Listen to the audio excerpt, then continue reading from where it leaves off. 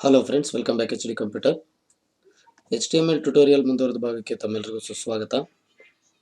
ಈ ವಿಡಿಯೋದಲ್ಲಿ HTML writing ಮಾಡಲಿಕ್ಕೆ ಬೇಕಾದಂತಹ ಕೆಲವೊಂದು ಸಾಫ್ಟ್ವೇರ್ಗಳನ್ನು ಡೌನ್ಲೋಡ್ ಮಾಡ್ಕೊಳ್ಳೋದು ಹೇಗೆ ಅಂತ ನಾನು ಈ ವಿಡಿಯೋದಲ್ಲಿ ತೋರಿಸ್ತೀನಿ ಸ್ನೇಹಿತರೆ. ಹಲವಾರು ರೀತಿಯ ಸಾಫ್ಟ್ವೇರ್ಗಳಿದೆ. ಸೊ ನಾನಿಲ್ಲಿ ನನಗೆ ತಿಳಿದಿರ್ತಕ್ಕಂಥ ಕೆಲವೊಂದು ಸಾಫ್ಟ್ವೇರ್ಗಳ ಮಾಹಿತಿಯನ್ನು ಕೊಡ್ತೇನೆ. ಗೂಗಲಿಂದ ಡೈರೆಕ್ಟಾಗಿ Notepad++ ಅನ್ನೋದನ್ನು ಹಾಕಿ ಇಲ್ಲಿ ಬರ್ತಕ್ಕಂತಹ ಲಿಸ್ಟ್ನ ಮೊದಲನೇ ಲಿಂಕ್ನ ಕ್ಲಿಕ್ ಮಾಡ್ಕೊಳ್ಳಿ. notepad++.org ಅಂತ ಇದೆಯಲ್ಲ, ಈ ಒಂದು ಲಿಂಕ್ನ ಕ್ಲಿಕ್ ಮಾಡ್ಕೊಳ್ಳಿ. ಮತ್ತು ಇಲ್ಲಿ ನಿಮಗೆ ಸಾಫ್ಟ್ವೇರ್ ವರ್ಷನ್ಸ್ ಲಿಸ್ಟನ್ನು ತೋರಿಸ್ತಾ ಇದೆ, ಯಾವ್ಯಾವ ವರ್ಷನ್ಸ್ ಇದೆ ಅಂತ. ಇಲ್ಲಿ ಟಾಪಲ್ಲಿ ಕಾಣ್ತಾ ಇರೋದು ಲೇಟೆಸ್ಟ್ ವರ್ಷನ್ನು, Notepad++ ವರ್ಷನ್ 8.4.5. ಸೊ ಇದನ್ನು ಕ್ಲಿಕ್ ಮಾಡಿಕೊಂಡು ಓಕೆ. ಸೊ ನಿಮ್ಮ ಒಂದು ಸಿಸ್ಟಮ್ಗೆ ಬೇಕಾಗುವಂತಹ ಸಾಫ್ಟ್ವೇರು ನಿಮಗೆ ಇಲ್ಲಿ ಡಿಸ್ಪ್ಲೇ ಮಾಡುತ್ತೆ. ನನ್ನ ಸಿಸ್ಟಮ್ 64 ಬಿಟ್ ಇರೋದ್ರಿಂದ ಆಟೋಮೆಟಿಕಲಿ ಡಿಟೆಕ್ಟ್ ಆಗಿದೆ. ಈ ಒಂದು ಸಾಫ್ಟ್ವೇರ್ನ ಕ್ಲಿಕ್ ಮಾಡ್ಕೊಳ್ಳಿ, ಡೌನ್ಲೋಡ್ ಆಗುತ್ತೆ ನೋಡಿ. ಇಲ್ಲಿ ಬಂತು ನೋಡಿ Notepad++. ಇದನ್ನು ಡಬಲ್ ಕ್ಲಿಕ್ ಮಾಡಿ ನೀವು ಇನ್ಸ್ಟಾಲ್ ಮಾಡ್ಕೊಳ್ಳಿ. ನಾನು ಆಲ್ರೆಡಿ ಇನ್ಸ್ಟಾಲ್ ಮಾಡ್ಕೊಂಡಿರೋದ್ರಿಂದ ಸ್ಕಿಪ್ ಮಾಡ್ತಾ ಇದ್ದೀನಿ. ಮತ್ತು ಇನ್ನೊಂದು ಸಾಫ್ಟ್ವೇರ್ ಇದೆ, ಮೈಕ್ರೋಸಾಫ್ಟ್ ವಿಜುವಲ್ ಎಡಿಟರ್ ಅಂತ. ಮೈಕ್ರೋಸಾಫ್ಟ್ ವಿಜುವಲ್ ಸ್ಟುಡಿಯೋ ಇದನ್ನು ಓಪನ್ ಮಾಡಿ. ಇದರಲ್ಲಿ ಬರ್ತಕ್ಕಂತಹ visualstudio.microsoft.com ಈ ಒಂದು visual studio IDE and code editor software ಅಂತ ಬಂದಿದೆ ನೋಡಿ. ಅಂದರೆ ಈ ಫಸ್ಟ್ ಲಿಂಕನ್ನು ಕ್ಲಿಕ್ ಮಾಡ್ಕೊಳ್ಳಿ.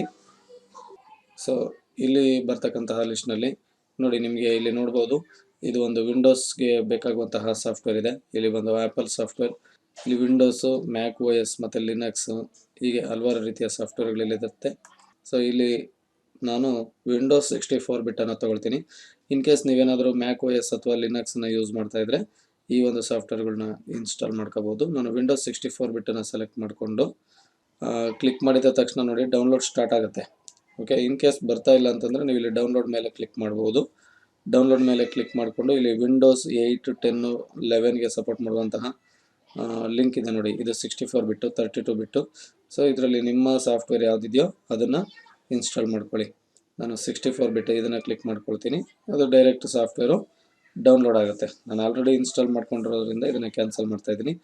ಈ ಒಂದು ಸಾಫ್ಟ್ವೇರ್ ಡೌನ್ಲೋಡ್ ಆದ ನಂತರ ನೀವು ಡೌನ್ಲೋಡ್ ಫೋಲ್ಡ್ರಲ್ಲಿ ಹೋಗ್ಬಿಟ್ಟು ಈ ಒಂದು ಸಾಫ್ಟ್ವೇರ್ನ ಡೌನ್ಲೋಡ್ ಮಾಡ್ಕೊಳ್ಳಿ. ಇದ್ರ ಬಗ್ಗೆ ಇನ್ಸ್ಟ್ರಕ್ಷನ್ಸ್ ಕೂಡ ಇಲ್ಲಿದೆ, ನೋಡ್ಕೋಬೋದು ನೀವು. ಯಾವ್ಯಾವುದು ಕೋಡನ್ನು ನಾವು ರೈಟ್ ಮಾಡ್ಬೋದು, ಏನಕ್ಕೆಲ್ಲ ಸಪೋರ್ಟ್ ಮಾಡುತ್ತೆ ಅನ್ನೋದು ಕೂಡ ಇಲ್ಲಿ ನೋಡ್ಬೋದು.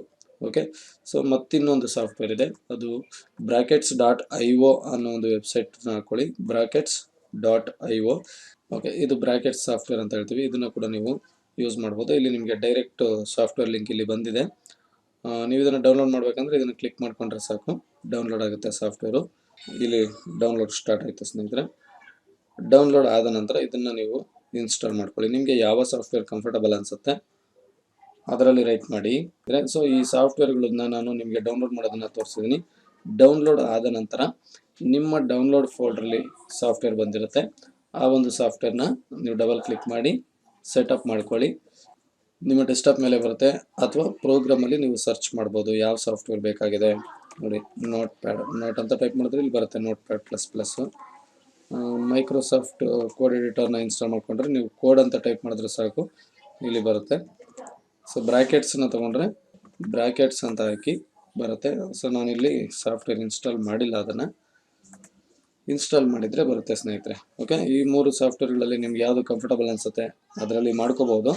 ಬಟ್ ಪ್ರಾಕ್ಟೀಸ್ ಕಂಪ್ಲೀಟ್ ಆಗೋವರೆಗೂ ನೀವು Notepad++ ಅನ್ನೋದನ್ನು ಮಾತ್ರ ಯೂಸ್ ಮಾಡಿ ಸ್ನೇಹಿತರೆ. ಸೊ ನೆಕ್ಸ್ಟ್ ವಿಡಿಯೋದಲ್ಲಿ ಮತ್ತೆ ಭೇಟಿಯಾಗೋಣ. Thank you very much.